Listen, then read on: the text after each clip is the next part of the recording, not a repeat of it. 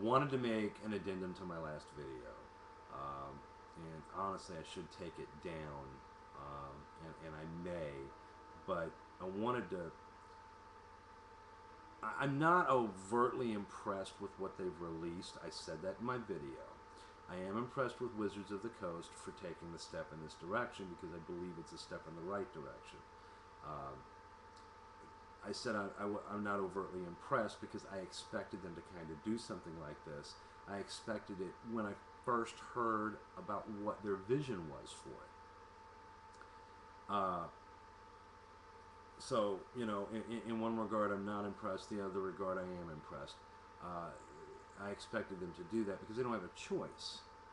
In order for them to bring everybody back into the D&D brand, they have to do something like this. Now I'm still sticking with I don't see a reason for me to go to my Pathfinder or go to this from my Pathfinder rule set yet, or yet at all. Again, I've got a lot invested in Pathfinder for me to do that, and I am going to play test it with my group, so everybody can get a better feel for it. Went a little bit more in depth into the rules, reading it instead of just kind of scanning over. One big thing I noticed, and if I missed it, somebody please tell me. But one big thing I noticed: there are no feats. There are no feats listed on the character sheets, in the player's handbook, or in the DMG. Um, unless they're calling them something else and I didn't recognize it. And what my thought process on this is their vision is for us to be able to use books from prior editions with this base core rule set. Well, if that's the case, second edition had proficiencies, non-weapon and weapon combat and non-weapon proficiencies, and then they went to the feat. Um, uh, Using feats in 3.5 or 3.0 and 3.5. So my idea is maybe they expect us to take these feats from the source books that we have and use them with the core, which that's cool. That's good because it makes those source books still valuable. Spellcasting pretty much done the same way as it was in 3.5, and all the spells that you have in Pathfinder 3.5 or any other D20 source book that you have, you can use them. From what I'm seeing, and again, if I'm not, if I'm incorrect, somebody please correct me about some of the stuff that I'm saying. But yeah, it looks like the spells are done the same way as far as casting goes. And if they aren't, it doesn't look like it would take much tweaking at all to get them up to par.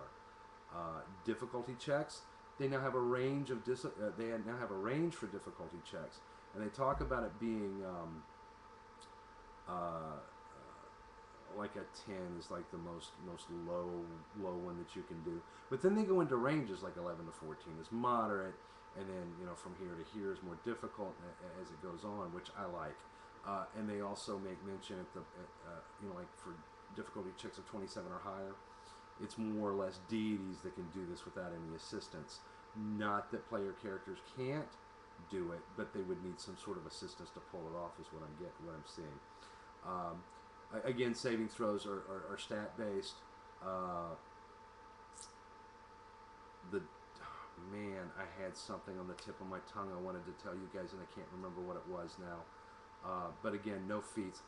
Big surprise. I mean, it just hit me like a ton of bricks. There's no feats. I don't see any feats. So, overall, I think I like the vision of what they're doing. Whether or not they're going to maintain that as time goes on, I don't know. Only time will tell. But I really think they're doing a good job with it. Oh, I remember what it was. It was the stats, and I couldn't find the specific path in what I read earlier. I'm doing this from memory, so if I'm wrong, somebody correct me. But 18 was the highest that a character could get. Anything for 20 and above. was supposed to be godlike, which I like, or deities were supposed to have, which I like that. I kind of like that. It's kind of going back to the first edition type of idea for that. So, you know, and that kind of leads me to where did stat bumps go? Do they still have them? I didn't see them. I'm going to look a little bit more closely over the weekend and you know, see if I can find anything about you know, level-based stat bumps. Didn't see anything for those, but again, I just did a quick scan. So there's a lot that's not in here. Powers aren't in here. There is a couple of zero at-will spells that can be cast by the cleric character sheet that I was looking at. Oh man, there's so much that I'm seeing here that is definitely, again, like I said, not 4E. There aren't powers. The classes are now like individual classes again. They're not, you know, they're not the tank or the striker.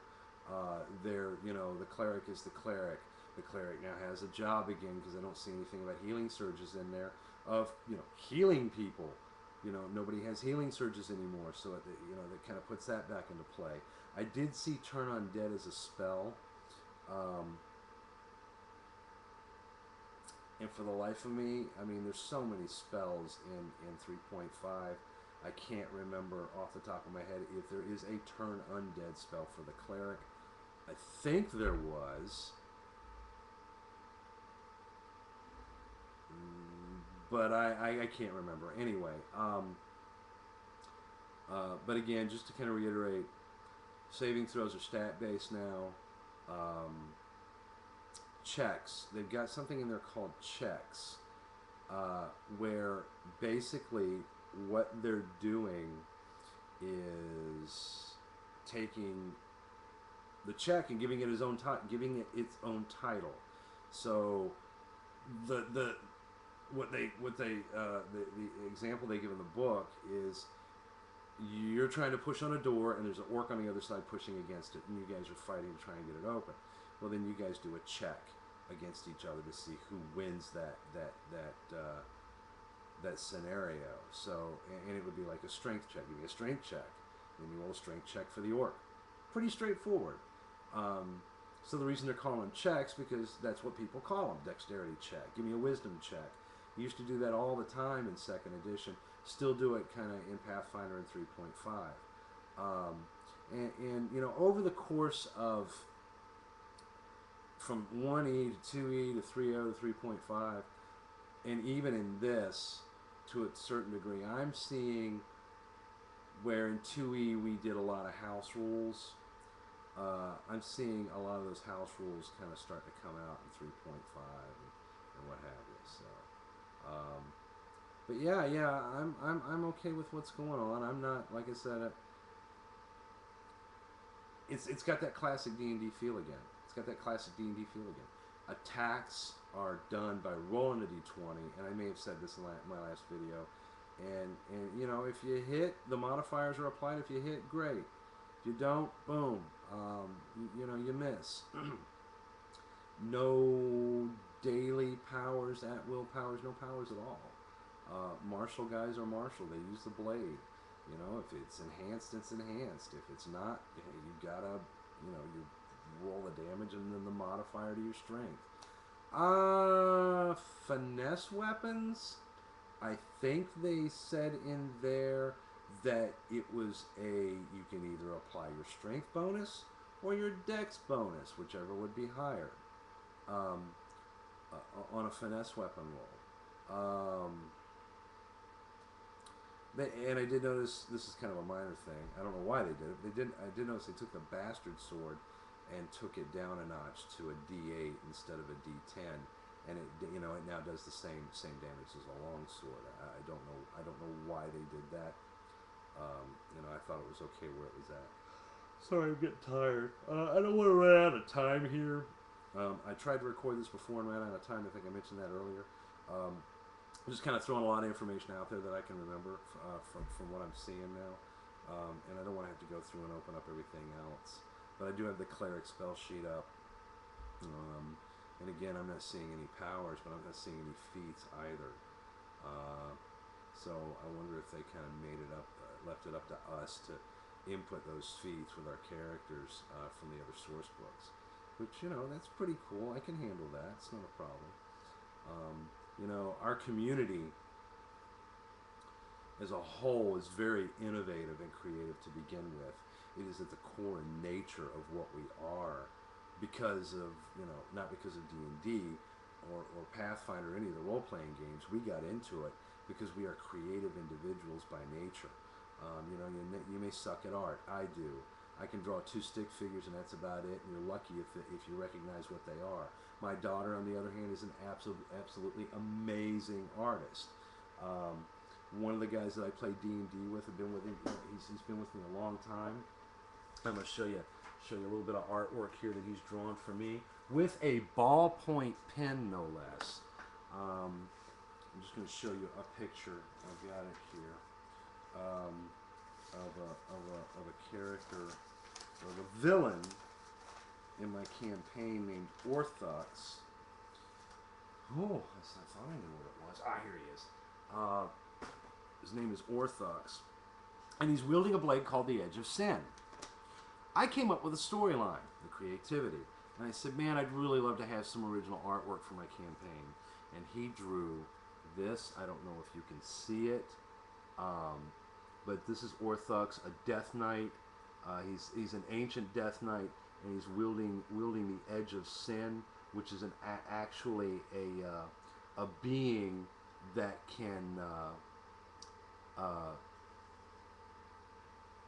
corrupt a god just by being within her presence because of her aura. So they took her and they imprisoned her in this blade, so she couldn't do anything to them, the evil gods. But they would be able to limit her range of power, but be able to use her if they needed her. And then they put her in the hands of Orthox to be able to destroy their enemies. So just a quick overview. Anyway, guys, I'm running out of time. I got to drop off of here before it runs out. I don't want to have to re-record this. Leave me any comments, suggestions that you want. Correct any errors that I've made, and I'll talk to you later. Thanks.